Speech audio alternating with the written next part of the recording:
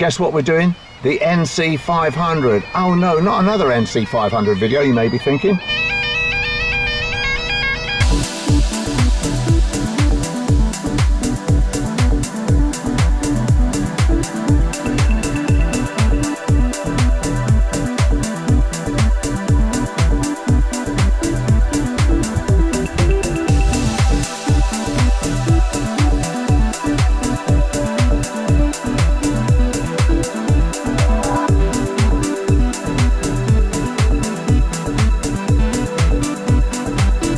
We're on our way to a big adventure. It's been on our bucket list for years and years and years and years, and now we're off to the Highlands of Scotland. Yes, and we can't wait, can we, darling?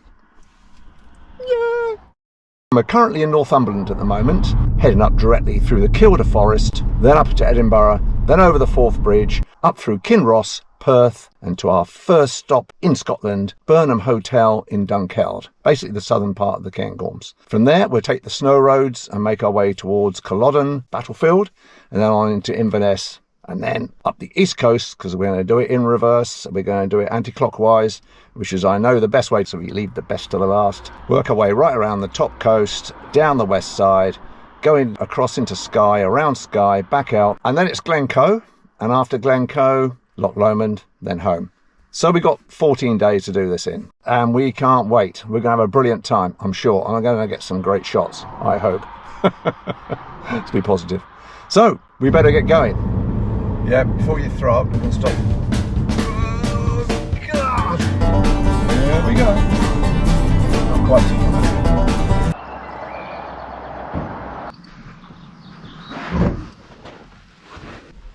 Okay. Here's our room for the night. Big double bed. Behind our hotel lies Burnham Woods, famous for its centuries-old oak tree. Perthshire is known as Big Tree Country, and Burnham Woods was mentioned in Shakespeare's Macbeth. We're on the banks of the River Tay. The Tay is featured in Outlander, with filming here and also Pitlochry, a few miles north. And that's one big knobbly oak.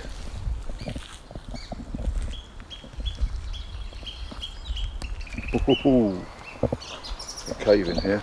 Look at this, it's hollowed out inside. Come and check it out, babe. In you go. Go on. There's nothing in there to bite you.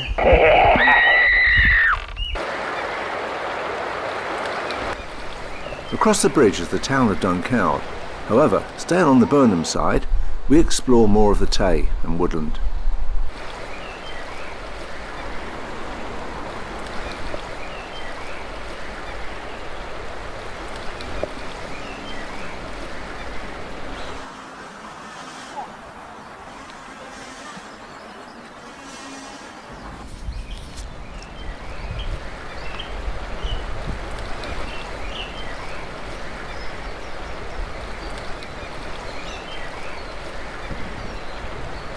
A bronze statue of local 18th century fiddle player Neil Gow. See you later. Karen heads back to get ready for dinner as I explore a little of the town, take a few photos, and the Beatrix Potter Garden too. Can't say I've ever read any of her books myself.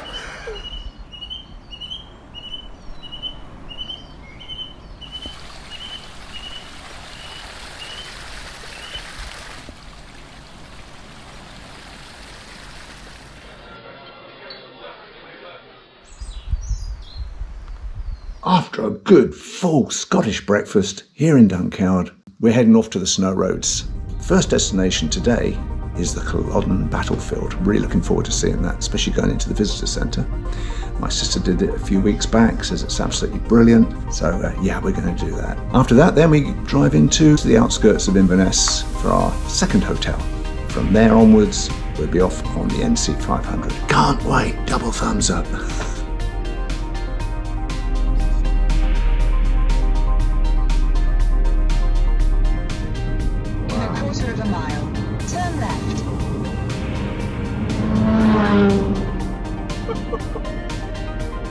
That's the way to do it. The Cairngorms are the largest national park in the UK, home to 4 of the UK's highest mountains too, and 3 large rivers. Considering the winter climate up here, the roads are in excellent condition throughout. Yeah, this road is fantastic for motorcyclists, isn't it? And for fit cyclists too. I can see it's a good screen. We're climbing up the Cairngorms Pass. It's the UK's highest main road at an elevation of 2,199 feet. I'd have added an extra foot onto that one. Something squished there.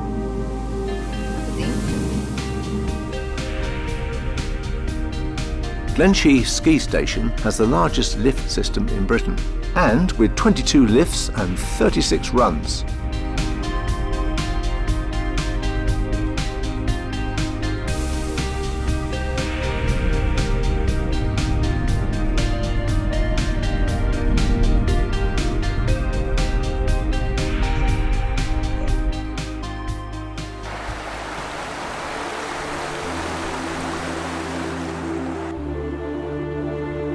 I think I'd better get back before she drives off.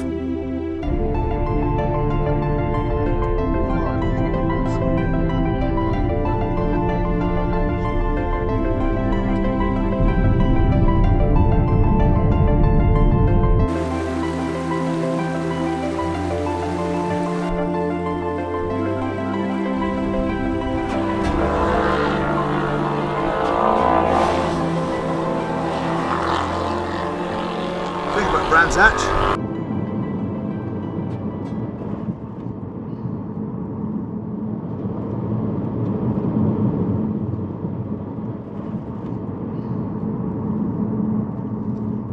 Since leaving home, we've just done 500 miles.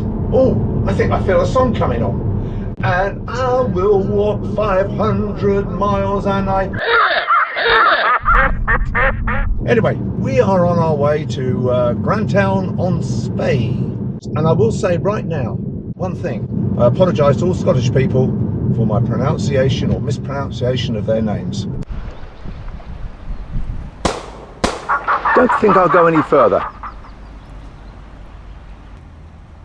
Just across the road from the cemetery is a great place for lunch at Goodbrand and Ross Cafeteria and Shop. Big thumbs up.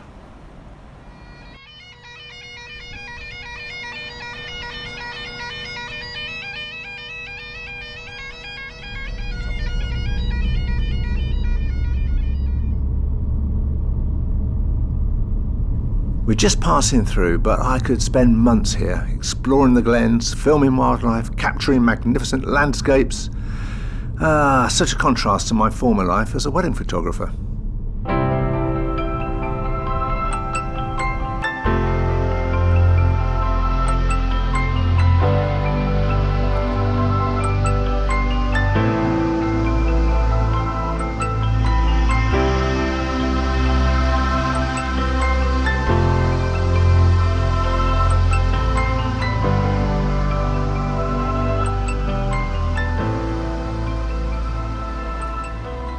Not my skid marks. Wow, wind turbine's going well.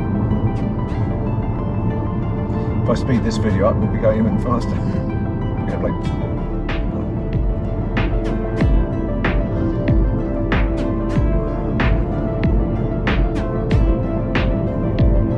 Lekt Ski Station, with an altitude of 2,090 feet, or 645 metres, and 18 kilometres of slopes.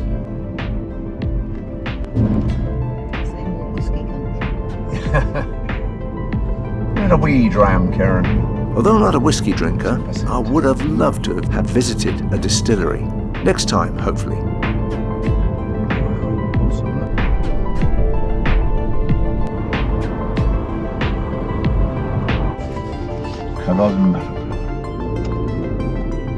Culloden Visitor Centre closes at 4 p.m, so we have to press on and eventually arrive here around 3:15. Just in time for a tour of the centre with its historical exhibition. Straight ahead. We walk around the battlefield, or if you like, cemetery.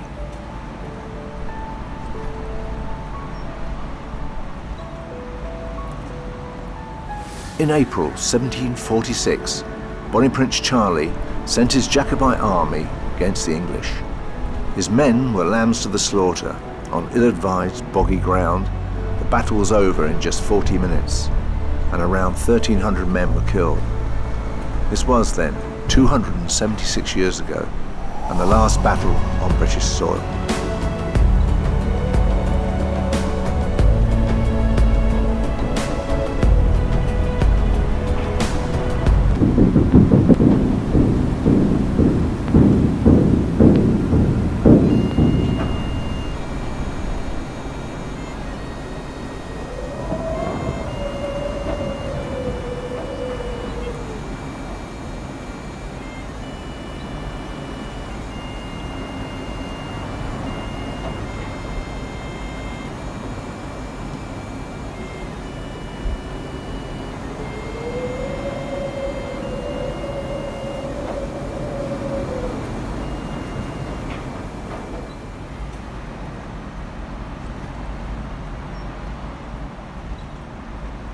Today we continue north up the east coast to Wick for our third overnight stay.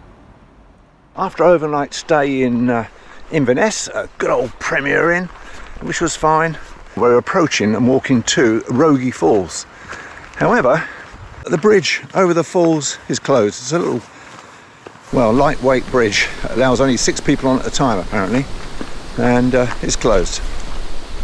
But as we're here, we thought, well, we're going to see how close we can get to it and maybe get some pictures. It's a real shame about the bridge, it really is. There you go, it's the best viewpoint from the bridge, but you know, these things happen, and we're now going to be on to the NC500, I think, for the first time, heading north. I think it's Dornoch, our first port of call for Cocoa Mountain chocolate, hot chocolate, yes! So, somewhat overexcited, we're now heading north onto the NC500 at long last. We're on the A9, crossing Dornoch Firth.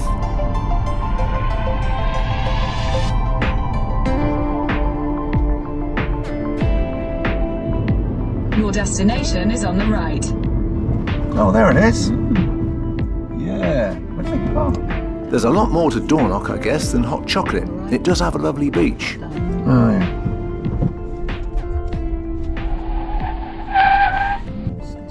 Cocoa Mountain will make a nice mid-morning break. It's a chocoholic's paradise in here. Well, we've heard your hot chocolate's legendary, apparently. Saramonic, he's probably thinking. Yep, we can confirm it is the best hot chocolate we've ever had. Good. It certainly is very rich. 1 mug is enough, and 1 mug is satisfied. Last time I came to Scotland, Highland Coups did not look like this. Up to our left is the mound. Yep, it's pretty big. Next up is Dunrobin Castle, near Golspie. We see this group several times over the following days. Dunrobin Castle is a worthwhile stop and has a £9 admission fee. To the hoose, though the gardens are free. It's been the Clan Sutherland's home since the 1400s and very much resembles a French chateau. We latch on to the tail end of a falconry display before entering some of the castle's 189 rooms. Wow. Falconers all around the world. Some come in many different colour phases as they live around the tundra. It's still raining, albeit lightly. So, quick look around the gardens, then up to the house. How you liking? I like them. Come on, Mrs. H.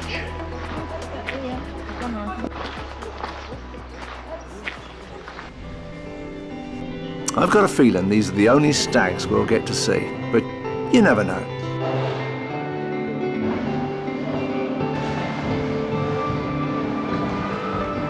Just one ornate room after another.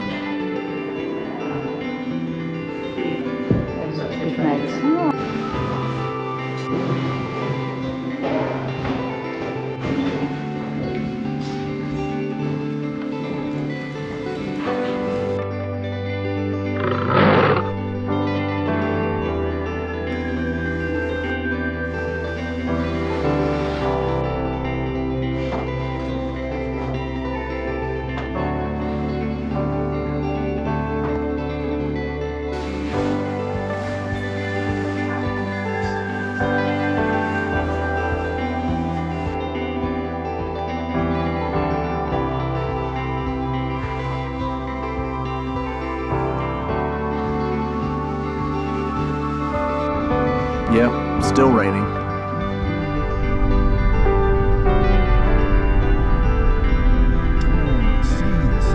Heading further north, I briefly stopped to snap a ruined croft and some cows, or coos.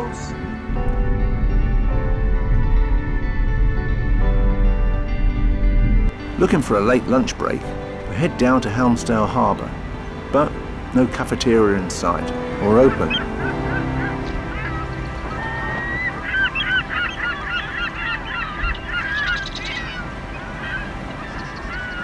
Eventually we come across the River Bothy, open, and it's a relief, with great food and coffee. Oh, and I do love haggis too.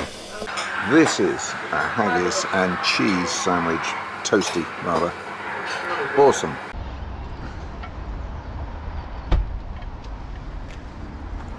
Next up, just south of Wick, I check out these Neolithic or Pictish standing stones. Fascinating.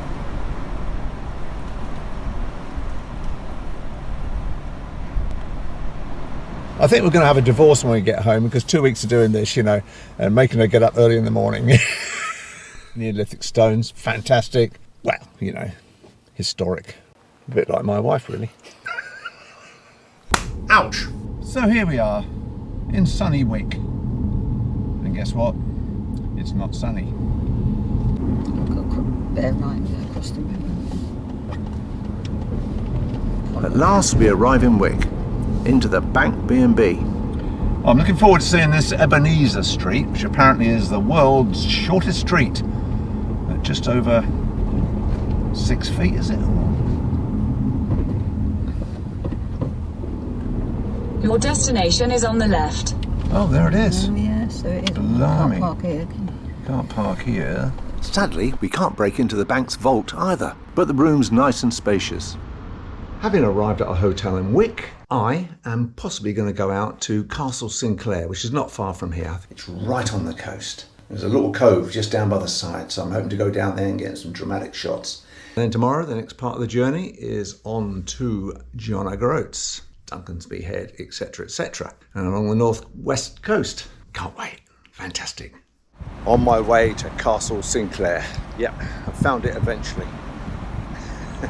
It's near a place called Staxeagold.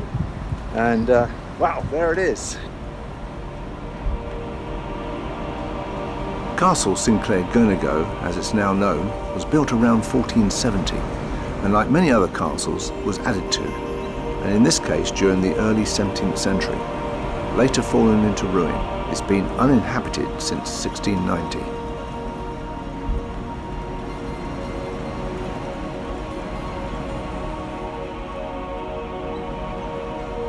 Since 2002, work has been ongoing to prevent the castle from collapsing into the sea.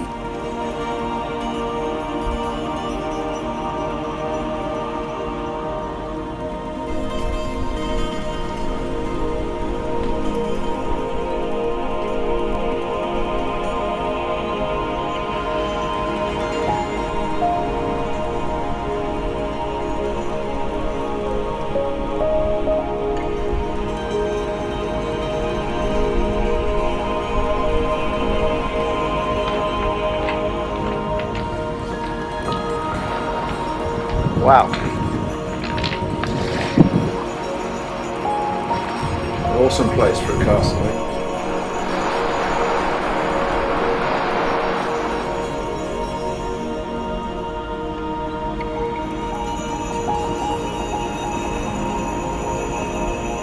If the weather tomorrow looks promising, I'll return early morning. Back in time for our pre-booked restaurant, we set off to find its location. We're looking for the Norseman. Which meant a 20-minute walk around the town. So we press on with our mini tour of Wick. Sometime later, we chance upon it. Here's our restaurant for the night. Good old 70s design.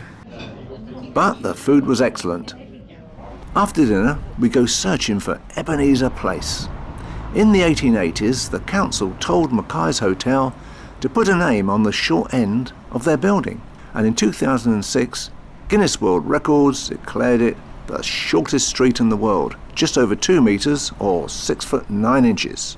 There's my lovely wife outside the world's shortest street. Do you know that? I do now. You do now, babe.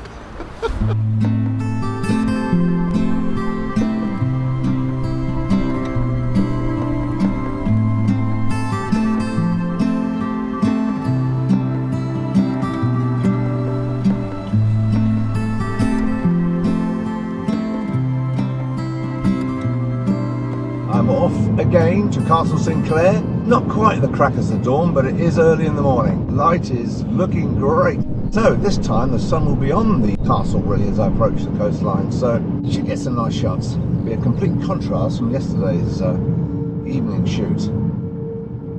In a mile, turn right.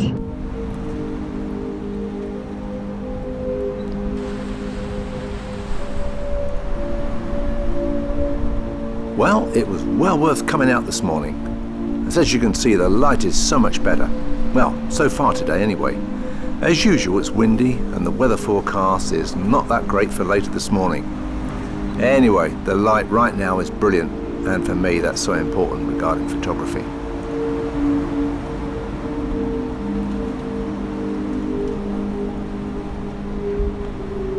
Well, I have to say it's a real treat to come back here early this morning and capture this Castle Sinclair in a, well, completely different light. Absolutely amazing. Great to explore, and yeah, I got a couple of shots, well, distant shots of cormorants as bird life goes. Had a couple of starlings a moment ago, but yeah, fantastic. But I have to be back in plenty of time for breakfast before we head up north to John O'Groats and beyond. Well, not northerly beyond, because that'd be the Orkney Islands, but we're going west. But Duncansby Head first, yeah. And what Karen and I are really desperate to see are puffins in the wild. Never seen them as yet.